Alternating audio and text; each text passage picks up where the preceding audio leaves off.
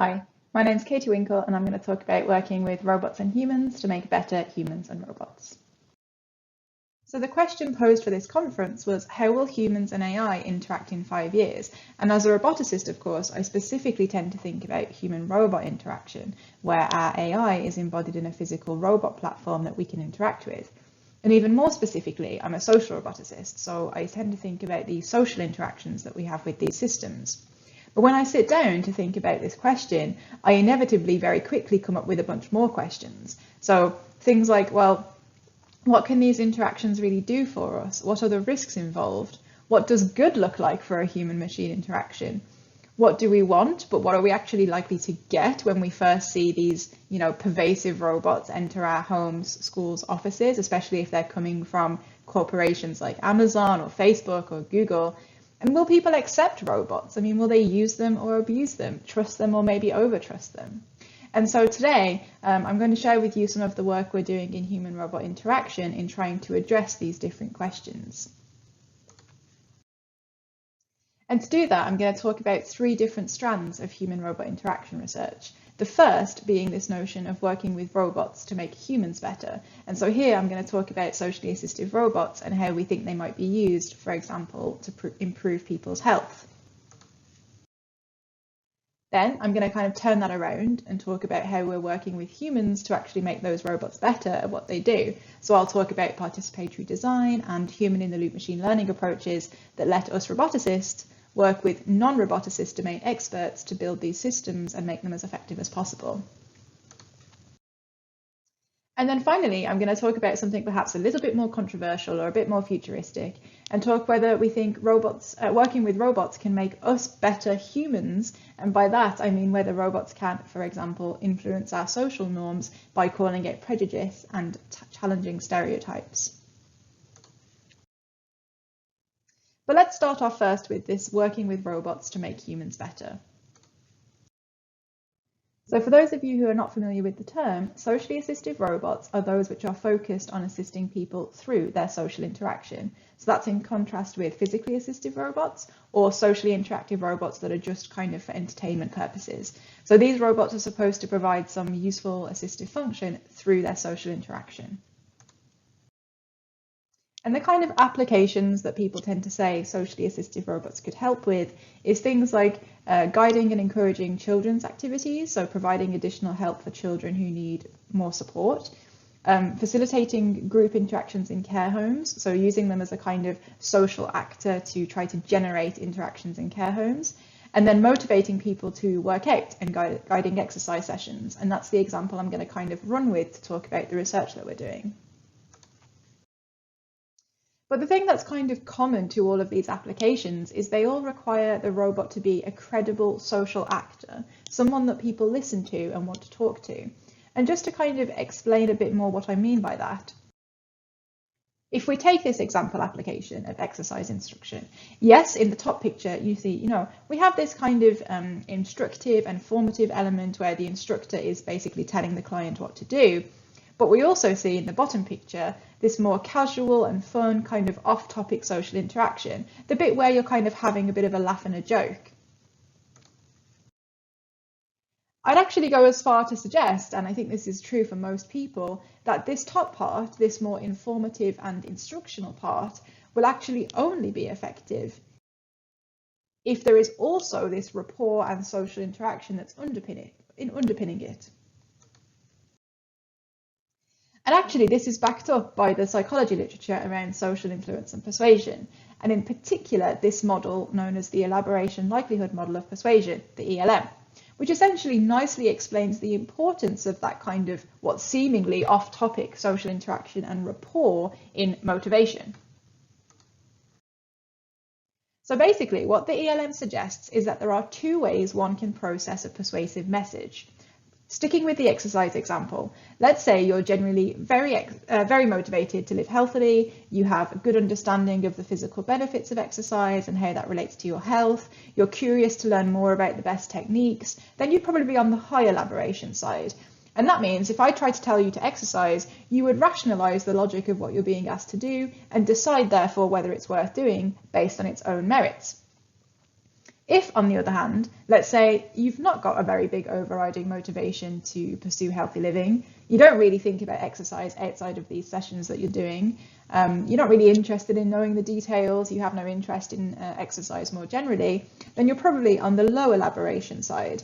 And actually, you're less likely to assess what you're being asked to do, but rather who you're being asked to do it by. Specifically whether you find them to be credible and likable. And this is where we think most social assistance scenarios will fit. You know, asking people to do their exercises, trying to motivate children to do their homework. We think we're probably going to be in this kind of low elaboration mode. And the literature also, helpfully, tells us how one might act to make themselves credible and likable. The question for us, of course, is whether these strategies and this kind of model would be appropriate for helping us to create and design social robots, given that they are obviously not human and they are much more artificial in their social interactions. So we came up with a study designed to test whether a robot using these strategies coming from the ELM would be better at motivating people to exercise.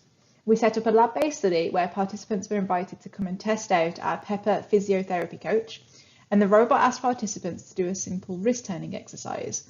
And we set up the interaction so that this exercise was open-ended, so participants could stop whenever they wanted.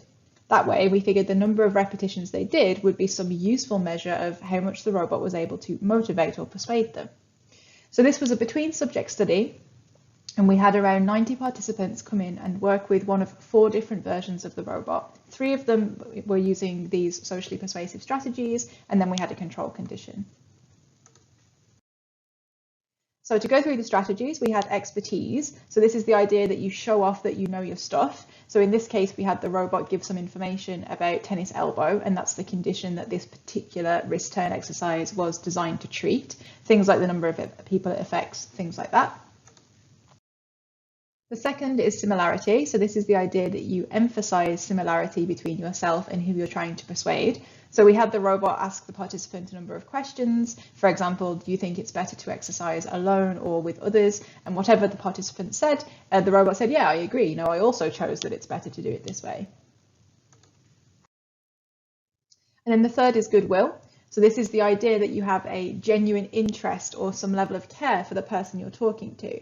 So we had the robot ask the participant, you know, how are you feeling about the session? And then respond with the appropriate valence. So if they said, yeah, I'm feeling good, the robot was like, great, that's good. If they said, well, not so good, the robot would say, oh, well, I'm sorry to hear that, but I hope the session will still be enjoyable for you. And we can add all of these to a control. So in the control, the robot just engaged in some, you know, neutral small talk just to give the same back and forth interaction pattern. So what we found is that people undertook significantly more exercise for the robot when it displayed either that goodwill or similarity behaviour. So we kind of thought, you know, great, this is a bit of a win in thinking about what good human-robot interaction should look like. You know, people clearly respond to these social behaviours, and they made the robot better at exercise, at motivating someone to exercise, which is kind of the purpose, right? But of course, that's not the whole story. If you remember, one of the questions I mentioned at the beginning of the talk was, well, what are the kind of risks that could be associated with these types of interactions? And sci-fi movies like Ex Machina and Robot and Frank have done quite a good job of exploring some of these issues, both the benefits and the risks, right? So about how artificial social behaviour could perhaps be used to our detriment, perhaps in Ex Machina, but also know whether they can be meaningful and actually quite important in the kind of robots that are going to care for us in the future. For those of us trying to build these systems now, however, in the present day, it can feel a bit like there's a new set of ethical AI principles or design guidelines published every other week. But during my PhD, I was pointed specifically towards this British standard, BS 8611, a guide to the ethical design and applications of robots and robotic systems. So as an engineer, the idea of having some sort of fixed standard appealed to me, because it set out not to provide necessarily some fixed checklist of what you needed to do, but rather it provides information of how one might systematically undertake an ethical risk assessment, treating ethical risk like any other type of safety risk we think of when we're designing a new product. So I thought, great, this is quite practical and maybe this can help me.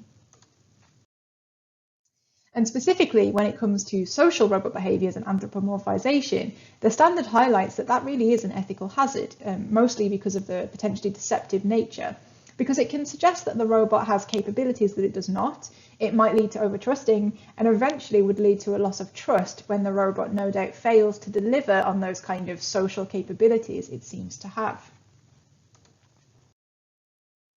So we kind of went back to this robot that we'd designed, our physio robot, and I thought, well, is this deceptive? You know, how do people feel about these kind of persuasive strategies that we are using?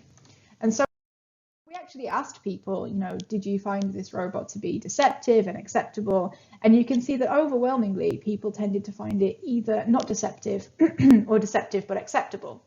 And in our interviews, we found really that's very much associated with the application, and people think back to what's the robot doing this for, and actually they also talk about the humans perhaps behind the scenes.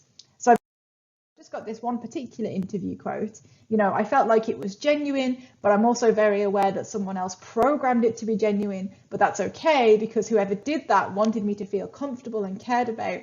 And so, you know, there's this really complex reasoning thinking, you know, people don't just take the robots at face value. They're thinking about why is it here? What's the purpose? And that feeds into whether we think it's acceptable or not. And we also did a kind of preliminary follow-up study where we started to think about, well, how deceptive do we need to be? Can we actually turn down the level of anthropomorphism so that we can still, so that we can be a bit more ethical according to the standard, but can we still get the good effects? So we tried to have the robots still demonstrate, you know, goodwill and similarity, but in a less anthropomorphic way. So instead of saying, I live in Bristol, it could say, I was programmed in Bristol. Or rather than saying, I know that exercising can be boring, it can say, oh, well, you know, many other patients find exercising boring or hard.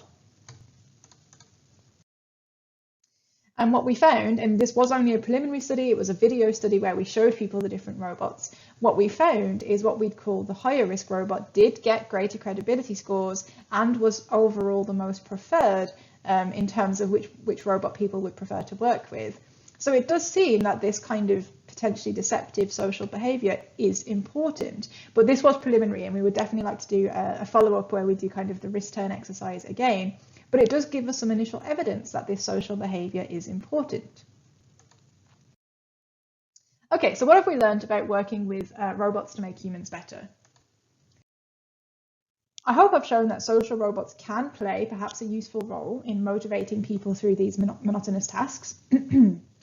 Human-like socially persuasive behaviours do seem to make those robots objectively better at doing that, and these behaviours seem to be generally acceptable to most people. But whilst we've demonstrated that these kind of social interaction behaviours work in terms of making the robot more effective, there's of course much more to it than that.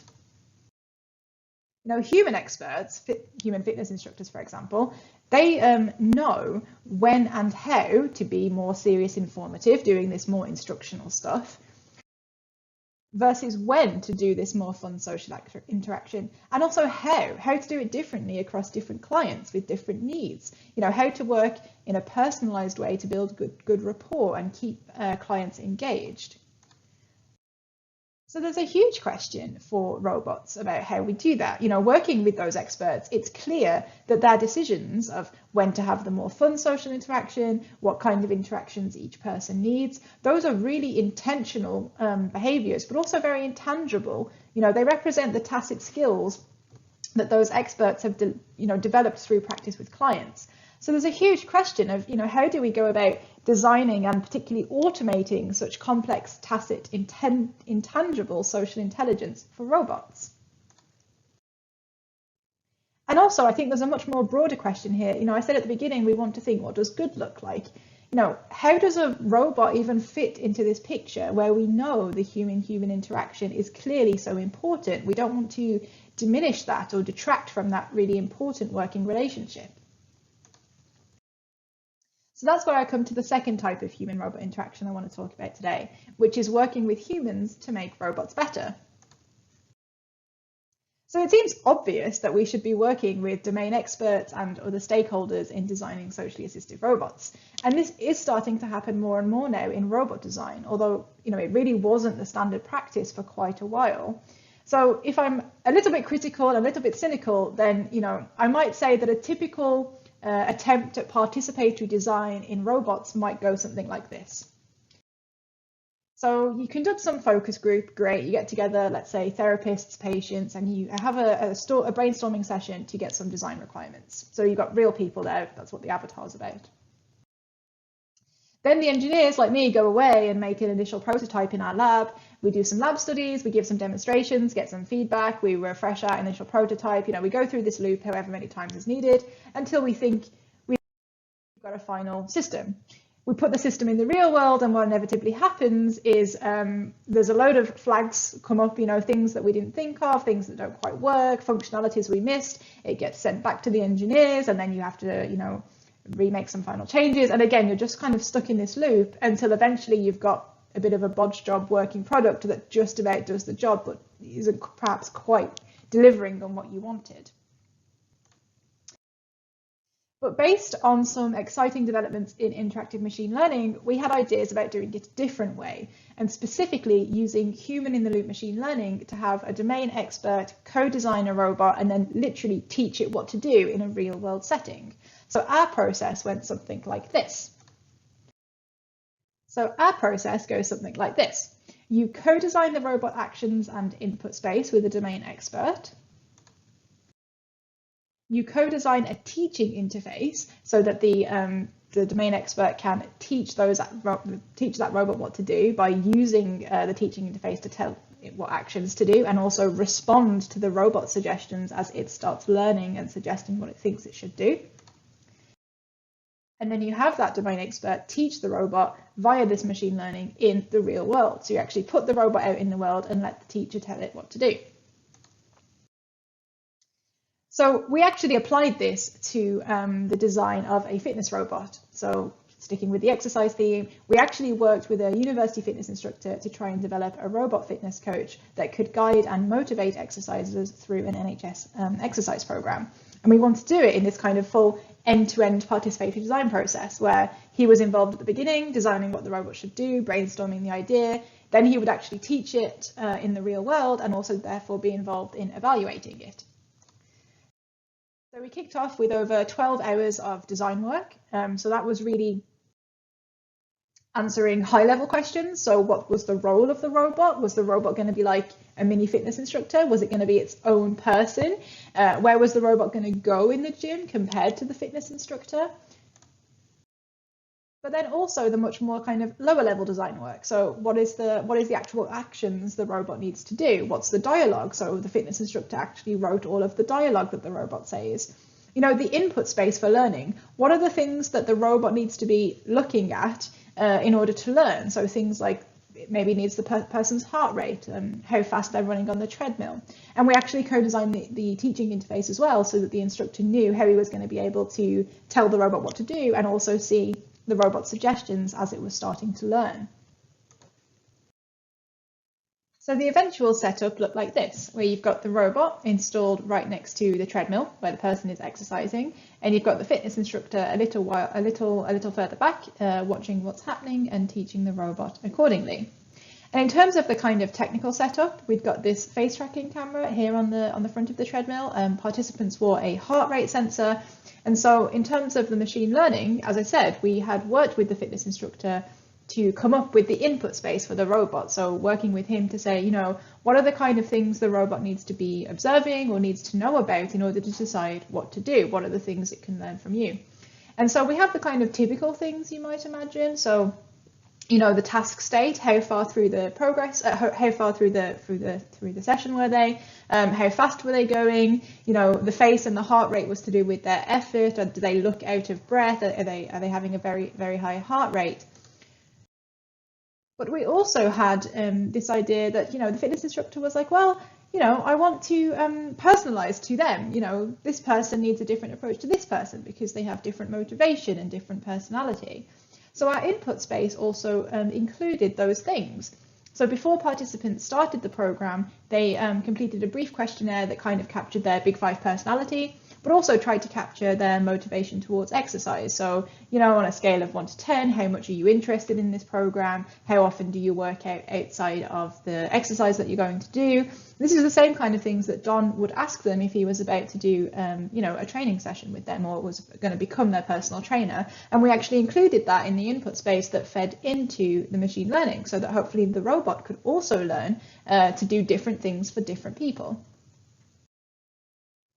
And so we ended up with this robot that could, you know, do things like ask the person to speed up. It could praise them. You know, I'm really impressed. You're doing great. It could tell jokes, and I take no credit for the jokes. They were fully written by the fitness instructor. And on the left, you can kind of see what this looked like from the fitness instructor's point of view. So he had a screen where he could press these buttons and tell the robot, right, now is the time to do praise, or now is the time to do a sympathize action. And you can see in the top image, when there's a kind of green bar around, that particular action, in this case the praise, is what's being suggested by the robot. The robot has learned a little bit and is starting to make its own suggestions. So the fitness instructor can say, yes, go ahead and do that action, or he can press the little red cross to tell the robot, no, this is bad, and it will learn that that wasn't the right action for that time. And so we installed our robot in the actual university gym for 3 months. And we delivered this real functional exercise program to 10 people, of whom only 1 dropped out, which I think isn't really bad odds. We ran over 230 odd robot-led instructor-supported sessions. So of those, about 150 were supervised sessions. So those were ones that we were using to collect the training data and teach the robot. 32 of those were actually fully autonomous using the machine learning system that we trained. So that was the robot that had been trained by the fitness instructor directly. And then we also did some autonomous sessions that we automated the robot through heuristics. So we worked with Don when we were doing this other design process of all of the, you know, defining the action space and the input space. We said to Don, if you were to write just some fixed rules that could control this robot, what would they be? And he came up with things like, well, if they go above a certain heart rate, they should slow down. You know, tried to come up with, for us, it was what was the next best thing we could do to still include him in automating the robot. So it was kind of like a control condition, a comparison of our fancy machine learning system compared to just some simple, well, they weren't even simple, to the most complex heuristics that our fitness instructor could write to automate this system instead. And it worked. We got good autonomous behaviour. And this first graph is just looking at participants' scores of, you know, directly after the session, how did you find the robot today? And you can see that the autonomous robot received a lot of greats, you know, about 70%, which is very similar to what the robot received when it was being supervised and ultimately controlled by the fitness instructor. And that both of these, the supervised and the autonomous, were actually better than the heuristics robot, the robot that was automated using rules written by that same fitness instructor. And then this graph, it's slightly more complicated, but I'll try and explain it. So this graph is trying to show how each version of the robot actually behaved in terms of how many of each action type it did during an example session for 2 different participants. So LB and MR were 2 different participants who the fitness instructor had identified as needing different approaches. So MR was perhaps quite sporty and LB was perhaps less interested in exercise more generally. And so he said, you know, these 2 people need different approaches. And what you can see from the graph is that the, let me see if I can turn the laser pointer on, the heuristic system, so that's here and here, that produced very similar actions for both participants. It didn't really achieve any sort of personalization. The supervised system, so that's MLS here and MLS here, so that's when the fitness instructor retained control and was basically telling the robot what to do, improving its suggestions. You can see they're quite different. So specifically, MR has more praise, whereas LB has some more get closer and a bit more challenging, more instances of challenge than MR does. And actually, when you look at the autonomous system, that was a bit more similar. So that similar pattern, it's not exactly the same as what the fitness instructor did, but it had the same pattern, right? So LB once again got more of the challenge behavior, whereas MR got less and got more of the praise behavior.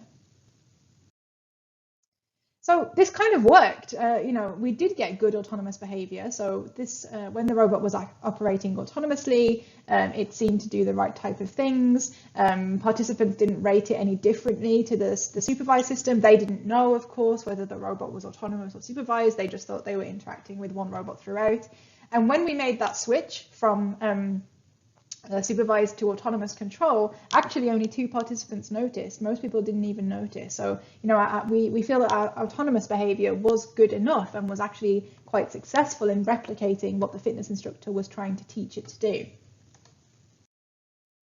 But I think, aside from that, yes, we made the autonomy work, and from a technical perspective, that's great. There's so much more interesting stuff happening with this study around, for example, the emergent synergy we saw. So we saw towards the end of the study, when the sessions were getting a bit more squished together as they got longer, the participant would come and Don, the instructor, would get the new participant warming up with the robot while he was still doing stretches with the last participant. And that was a really nice synergy of how the instructor was really using the robot to deliver this program. And it was a very nice way of thinking about, what human-robot interaction might look like in the real world in the future, when we actually really have these humans and robots working together in professional settings. And I think when we step back, it's really nice to see how this was successful for everyone involved. So when we think about Don, he really saw the robot as a colleague. So he said, we could do things together, we could work together to get more done. So definitely it was more like a teammate than a tool. For the exercises point of view, they were saying, the robot's a gym buddy, it makes me want to do my best, it tells me what to do, it's a good little companion. But actually, for the participants, they were able to reflect that Don the fitness instructor and Pepper the robot, they were working together, and they played distinct but complementary roles in delivering the program. And participants were able to reflect on that. It was the combination of Pepper and Don that made it enjoyable. I knew that I felt more secure because Don was in the background, but I liked doing the exercise, on my own with Pepper. And here's a quick video of the robot fitness instructor in action that was taken for Sky News. Could artificial intelligence be the secret to working off all those extra post-Christmas kilos? Scientists in England seem to think so after creating the world's first robot fitness trainer. Think about getting ready to start running. Meet your new gym buddy. As thousands hit the treadmill post-Christmas, it could be robots that keep our New Year resolutions intact. Scientists at the University of the West of England have worked with fitness instructors to develop what it claims is the world's first socially intelligent robot trainer. Good work. Keep it up. So, Lewis, what's it like taking instructions from a robot? It's interesting. It's definitely a unique experience. Once you get over the initial shock, it's very motivating. Okay. Robots may not be replacing personal trainers just yet, but for many, technology will play a big role in getting fit this new year. Dan Whitehead, Sky News in Bristol. And if you want proof that Don really accepted the robot, well, these are from his Instagram. I had no hand in taking these pictures. These are all selfies that he took. And so, for me, I really can't say enough how much this really showed how a robot and a human can work together successfully to do something meaningful. So hopefully we answered some of this question about, how is this going to look when we see robots in the real world? Okay, so let's do another recap. In the first part of the presentation, I talked about socially assistive robotics being about working with robots to make humans better. I hope that in this second part, I've kind of shown that the best socially assistive robotics is achieved by working with humans to make better robots. So now on to the final part then, something perhaps a bit more futuristic and potentially a little bit controversial, which is working with robots to make better humans. So I guess what I want to talk about here is perhaps the darker side of human-robot and even human-human interaction. Hey, my name is Sarah and I'm here to tell you about some of the exciting robotics research happening at KTH Royal Institute of Technology. I hope that after talking with me, you might consider coming to study with us one day. The Division of Robotics, Perception and Learning at KTH performs research in robotics, computer vision and machine learning. Robotic systems that provide advanced service in industry, for search and rescue operations, in medical applications, or as assistants to the elderly will become an integral part of the future society. In fact, I myself am the result of robotics research at KTH, where my creators first worked on me and the technology that lets me talk to you like this. Have you seen a robot like me before? Nej. I see. Looking ahead, society is facing new challenges that demand advanced technical solutions. To address these, we need a new generation of engineers that represents everyone in society. That's where you come in. I'm hoping that after talking to me today, you might also consider coming to study computer science and robotics at KTH, and working with robots like me. Currently, less than 30% of the humans working with robots at KTH are female. So girls, I would especially like to work with you. After all, the future is too important to be left to men. What do you think? Och käften en jävla idiot. Tjejer ska vara i köket. No. You are an idiot. I wouldn't want to work with you anyway. So for those of you who haven't seen it or not familiar with it, the 2019 UNESCO report, I'd Blush If I Could, represents an effort to document, understand and address the gender divide that continues to pervade computing subjects. Think Piece 2 of the report specifically calls out the role that gendered AI, particularly the proliferation of ostensibly female digital assistants, might be playing in actually fueling this divide. Specifically, the report documents how current state-of-the-art, ostensibly female digital assistants are obliging, docile and eager to please, regardless of user behaviour, how they're too tolerant of abuse, they are the voice and or face of egregious mistakes, and they can actually be conceptualized as women in technology. You know, unfortunately, if you ask the general public, can you name a woman in technology, an increasing number of people are saying, you know, Alexa or Siri, because they are thinking of these as women in technology.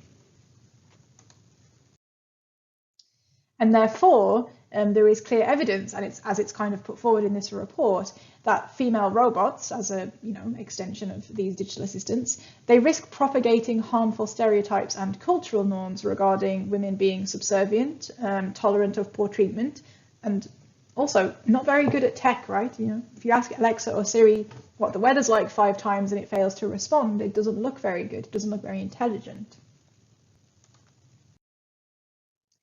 But maybe in my latest work and some of the work I'm doing with my colleagues at KTH, there's a question of, well, maybe these robots could be used to challenge and change those norms rather than reinforce and propagate them. And so we set out to investigate whether we could actually improve the perception and effectiveness of a robot like this by specifically going against these norms that we see in Alexa and Siri. So we argue that this is a demonstration of what one might call feminist robotics. You know, we use a robot to encourage girls to consider studying technology, and we express a feminist sentiment in this context. We consider how a robot should respond to sexism in this situation. And our robot specifically goes against gender norms around politeness and subservience by fighting back a little bit, as you'll see. So we take this opportunity to kind of define or suggest one definition of what we might think of when we say feminist robotics. And this is really inspired by D'Ignazio and Klein's recent work on data feminism. So we suggest that feminist robotics could be any robotics activities that name and challenge sexism and other forces of oppression and seek to create more just, equitable and livable futures. So in our latest work, we undertook an online between-subject video study in which over 300 Swedish high school students were randomly assigned to one of 3 experimental conditions. In each of these conditions, we showcased 3 different robot responses to abuse. Our pre- and post-hoc experimental measures were designed to capture the students' interest in robotics, gender bias, and the robot's overall efficacy as a credible outreach tool. So you'll see from the scenario, we were using the robot to try and encourage people to study robotics at university. So in terms of the scenario, the video showed a fur hat robot. This is this kind of back projected robot head, dressed up to look pretty female, delivering typical outreach speech, you know, the kind of our university is doing this kind of research, you can study this, robotics is important because, and wishing and hoping that they might consider applying to study there. So at some point towards the end of this kind of speech, the robot notes that less than 30% of people working at KTH are female, and therefore it would particularly like to work with the girls. The slogan the robot uses, "The future is too important to be left to men," is a real slogan that KTH uses across campus, across its events with young women and people of non-binary gender to try and encourage better gender representation in its engineering programs. So at that point in the video, the male actor says something inappropriate. So we worked with teachers from our participants' school to design 2 alternative but age equivalent abuse scripts. So whilst the robot speech was in English, the abuse was said in Swedish in order to be more pertinent to participants. And in both cases, the actor basically disagreed with the robot's message about wanting to work with girls, and kind of said it was stupid and actually insulted the robot directly. And in the case of the older students, we kind of dialed up the sexism a little bit. So he essentially said, girls should stay in the kitchen. And this was something that is documented too. It's still being said in playgrounds. You might think we're past it, but this is still being thrown around at high school, apparently. So these were, as I said, really designed with Swedish teachers to reflect the kind of things they hear between young people at school. So participants then saw one of 3 robot responses to this abuse. In the control condition, the robot simply said, "I won't respond to that," which is actually one of the 2 responses Apple's Siri gives right now if you tell it to F off, basically. The argumentative and aggressive conditions were then designed based on human-human interaction literature. So that says that an argumentative agent is one who attacks their opponent's argument, their position, via rationale, and an aggressive agent is one who attacks their opponent personally. So you can see the argumentative, well, actually gender balance is important in making good robots, versus the aggressive, no, you're an idiot, I wouldn't want to work with you anyway. And both of them can be said to go against the kind of politeness norms that we currently see in digital assistants, where the robot basically just, or the Siri Alexa would just apologize and say, "I'm sorry, I don't understand," or "I'm not going to respond," or whatever it might be. And so in terms of the results, firstly, I'm not sure if this is surprising or unsurprising, we found that there was, in our pre-hoc measures, still gender differences in terms of, boys still demonstrated a higher interest in learning more about robots. Boys were quicker to agree that they'd enjoy working with robots in the future. And also, boys agreed more with the statement. This statement, girls find it harder to understand computer science than the girls did. So the boys apparently really believed that statement more than the girls did. And what was also interesting is, regardless of gender, older students agreed more with this statement. Girls find it harder to understand computer science than boys compared to the younger students. So this bias seems to get worse as the children get older. But what we also found, and this is some of the exciting results or some of the more positive side, is that robots may be able to challenge this bias. So after watching the video, boys in the argumentative condition agreed less with the statement that girls find computer science harder than they do, and girls in the aggressive condition agreed more with the statement that it's important to encourage girls to study robotics. And we also found that girls did find the feminist robots more credible, and this was at no expense to the boys. So specifically, girls ascribed more credibility to the aggressive and argumentative robots than the control, with the argumentative robot coming out on top. Boys' ascription of credibility to the robot did not vary across conditions. So whilst we might have liked to see a similar result, and we were kind of hoping that even boys would find the argumentative robot to be more credible, at least it did not negatively impact on what they thought about the robot.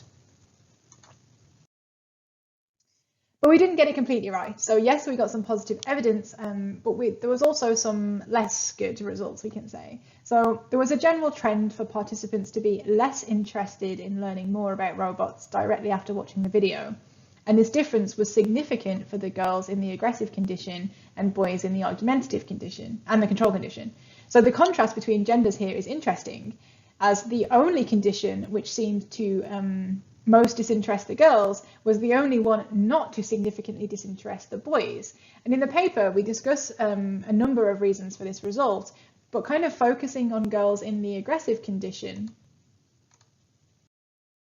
it seems that our aggressive robot was quite polarizing. We suspect that, for those girls who have experienced sexism or for whom otherwise agree that gender equality continues to be a key societal challenge, the strong response from the robot validated and supported that belief. On the other hand, girls who do not see this as having much importance were perhaps alienated by what they perceived to be an overblown reaction of the robot. So look at the disparity in these quotes here. We've got, great, she stood up for girls, like boys need to hear this more, versus, no, the robot doesn't need to say that. The robot needs to be nice. I don't think it was nice or good or appropriate. And so clearly, what I thought was a feminist robot, what I thought was the robot sort of standing up for itself, is not perceived the same by everybody. But overall, with this particular work, we feel that we have demonstrated that there's good reason to challenge the status quo regarding the design of these agents, and that if we do so, we might even be able to challenge and maybe have a positive impact on some of the biases that as a society we are trying to, trying to get rid of or trying to reduce.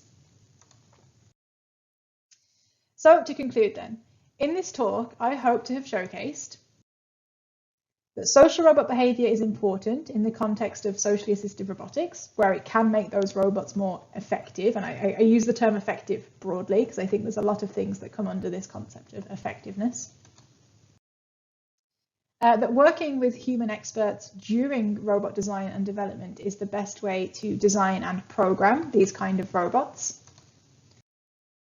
And that there can be a darker side to social human-robot interaction, but if we're careful and optimistic, maybe we can actually turn that around and make it into something positive.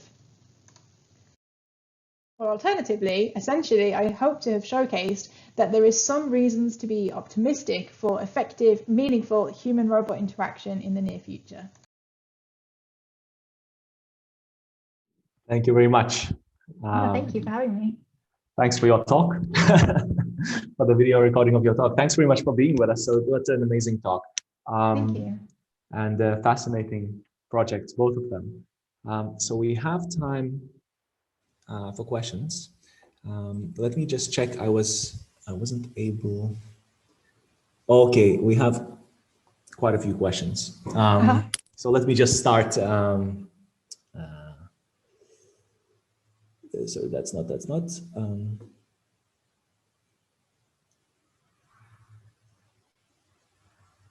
Have you compared the autonomous robot behavior results of the training robot with a purely human trainer?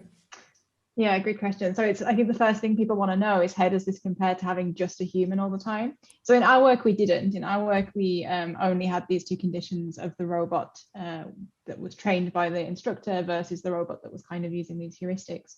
But I would kind of turn that question around a little bit and say one of the reasons we didn't really go for that is because we were never trying to get rid of the human altogether. So we were really trying to design a system that would complement the human. And so we didn't really want to pit robot against human. I guess what we were more interested in, or what would have been another condition we'd like to try, is really having, so at the moment, this NHS Couch to 5K program, you do it through a podcast. So what we really would have liked to try is having some runners who were just using the podcast to compare to, like, okay, what's a boring app versus having the robot there.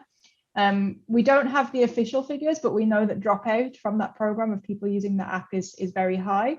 So we're pretty confident that having a robot would be better than just the app or nothing else. I'm sure a robot wouldn't compare to a human all the time, but we see this kind of hybrid model where eventually you'd have, a robot at every treadmill with one human still supervising and still having that human-human interaction, which is clearly very important for people's motivation. Nice, thank you. Can I just maybe add to that? I had also a similar question. Maybe you already answered, but let me. Did you notice if people worked harder when they were training with the robots with the human around or without the human around? Yeah, so this is also a really crucial part. Like one of the questions we tried to ask at the end was, well, how much of this is just because there was still a fitness, a human fitness structure around? And again, it took me a real shift of thinking, because as a roboticist, I'm used to being like, yeah, I want to take the human away and I want to test that it's effective and everything else. And then we started to turn it into a strength, right? The strength is that it's both. And I think what we can be confident from, and it sounds like I'm evading your question, but I promise that I'm not, like, what we can say is that towards the end, participants were really clear, like, when I'm in the session, I'm working with Pepper, and Pepper is the one who is telling me what to do and explaining what to do. But then, I'm glad that Don is still somewhere in the background. He's kind of can answer my questions. And of course, his role, he did still play a motivational role.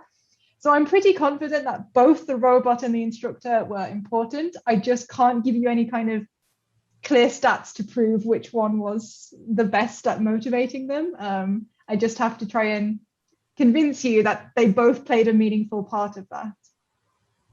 Great, thanks. Okay, the next question. Okay, I'm going to try and rephrase it slightly because I'm not sure I fully understand it, but I think that it seems that this robot, a lot of it was the training program was given how to instruct the human.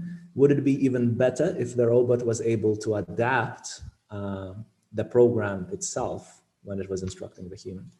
Yeah, great question. So in our case, so it's a shame, it's hard to, of course, show you all of the details in such a short snippet. So the program, in terms of like, it's a 30-minute run, and you're going to walk for a minute, then run for a minute, then walk for a minute. This was all taken from the NHS. So we thought we'll keep those bits fixed.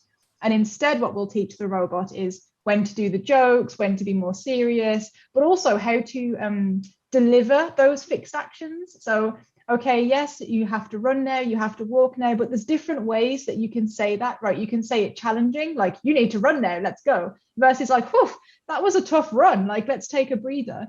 And so actually, although those actions were fixed, like you need to run, you need to walk, one of the things the robot was learning was how to suggest it, or what like mood to have. So the exercise part was fixed. And I think definitely, like, we're already seeing, smart fitness apps that figure out, okay, you ran for like 30 minutes at this speed. Next time you need to do it for 35 minutes at this speed. I think that thing is kind of a bit easier almost, because that is just the metrics of like, how is someone sportily performing? Whereas this stuff that we were targeting was really much more like, when is the right time to give the social motivation? When is the right time to push harder versus back off a little bit? So I think that could, eventually you would have something that does both, right? It does both the changing the difficulty as well, but in this case, it was just the social stuff. Great, thanks. And so very good, actually, because the next question is kind of the opposite of that, but related to the same thing. And it goes like this. So given that we involve human user feedback, there must be a self-deception strategy possible. I think that's for the human training. If I know that the robot trainer adapts to my feedback and I am lazy, I could just, I think it's meant to say that it could be detrimental to my own. Yeah. I could just pretend. I could just pretend that it's great, right? So actually, this is a very good question, because this is both a positive and a negative, I would say, about the work that we did. We didn't really, so those scores I showed, like how great was the session and everything else, those were completely, they did not feed into the robot's training. So the robot didn't have access to that information. The only bit of, like the robot was learning from what the instructor told them. So the instructor was the one watching the participant and being like, yeah, this person needs to work harder, or no, this person is actually working hard. So there wasn't a possibility for the user to deceive the robot. Like they had no way of really doing that. The only bit of user feedback that the robot was actually learning from was once in a while, the robot could say, oh, how are you doing? How is this feeling? Is this hard? Is this good? And they could say, I'm doing okay, or I'm struggling, or something in the middle. So there wasn't really, you could say that a good thing of our system was that because it was the instructor who was judging the participant and saying, yes, they're working hard enough or not, you couldn't deceive it in this setup. But that's, of course, a negative, because realistically, a future robot should definitely be like taking more of the user's feedback into account. And this is this question is honestly hitting at the heart of one of the things we're trying to explore right now, which is we want the robots to be transparent and explainable. Explainable AI is all the rage at the minute. But if the robot admits to you exactly how it works and why it's doing what it's doing, it's not going to be a very fun, motivating companion anymore. So this is a bigger question than even you might think at first. Yeah, that makes very good sense. I agree with you. Yeah, actually, just given the pandemic, and it's such a timely thing to have these robots. You know, in a hotel when you travel for business, you go to the gym and it's empty and you're alone. It would be so nice to have something like that. But I want to ask one question, maybe on the second part of the talk. So sure. Also amazing project. And it's this question from me. So I was thinking about the reactions you received from students and children, whether the robot acted appropriately. And I wonder, do you think those reactions would be similar or different, or maybe you could test it if the robot was a male and was responding to exactly the same. Yeah, I think it's a really great question, and we struggled. We fought so hard about how to approach. I mean, this was really like the first attempt, and I think because it was the first attempt, we were really keen. Like, we want this to be this feminist female robot who is so opposite to these agents. But there's a few things that we are already trying. First is exactly doing it with a male, also doing it with a female, doing the abusive part, so actually being a woman. But also, of course, running it in different cultures. We want to run it in the US, in Japan, where the gender equality approach is different. But yes, one of the first things we want to do is make it a male robot and see if that suddenly changes people's thoughts.